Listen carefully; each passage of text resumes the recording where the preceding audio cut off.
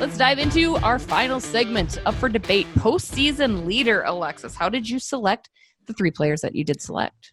Well, I had to go with Eriksson Ek because he's really had a breakout season here and it impressed a lot of people. Kevin Fiala obviously has had a great season as well. And can we do anything talking about scoring without putting Kaprizov in it? No. So that was my third one. And so really, you could have picked a lot of different people to put on here because it sometimes surprises you who ends up standing out in the playoffs and who ends up carrying the team and helping get the team wins.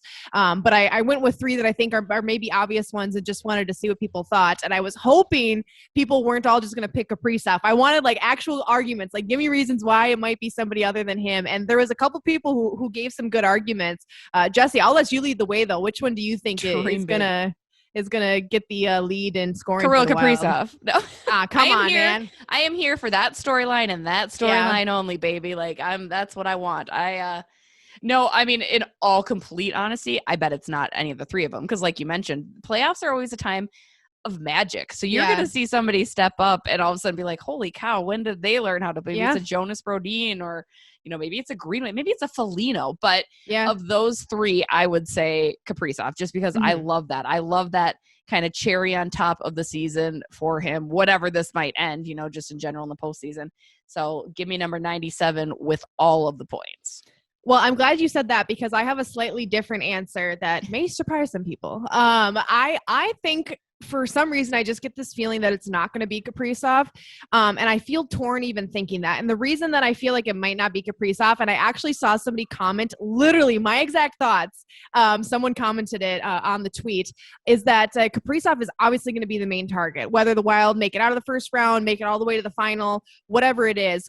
Any team the Wild play against in the postseason are going to know Kaprizov is the guy to stop. Therefore, he's going to get a lot of attention on the ice. He's going to be targeted. They're going to try to shut him down. They're going to try to bother him and annoy him and steal the puck from him.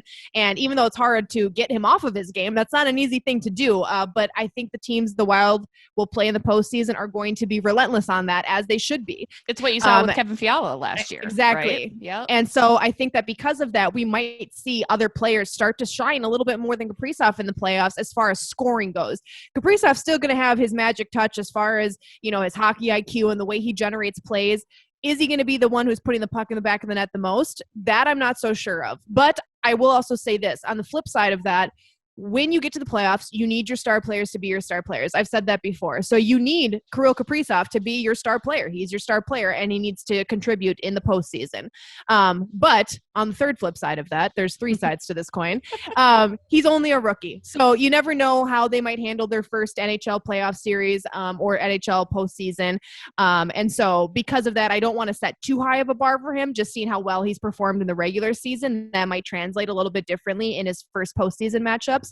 But I would love to see him do well, although I do know he's going to be heavily targeted by Minnesota Wild opponents in the postseason.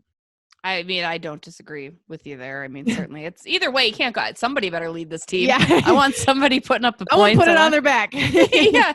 Maybe it's like Ryan Hartman. Like somebody literally just maybe it's Victor Rask. No, it's not. No, it's not. It's not going to be Victor Rask. I'll tell you that right now. It could be anybody but Victor Rask.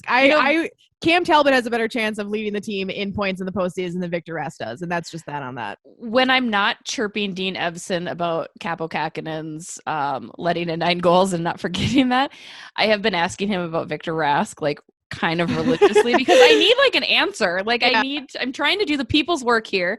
But Dean just loves him. And as we had kind of alluded to with Shayna, and I'll have to look up those numbers. I mean, if we look at it analytically, Rask is better than any of us give him credit for. And Dean loves him because he's calm and can do things. And so maybe it is. Maybe, let's put calm as in unnoticeable. Calm as in just sits in the corner. Calm scored as the overtime winner against Anaheim the other. Yeah, the game before that, I'm pretty sure they literally specifically lost because he was on ice in overtime. So I mean, maybe we won't get into it. It's fine. I don't have enough time to be angry about this.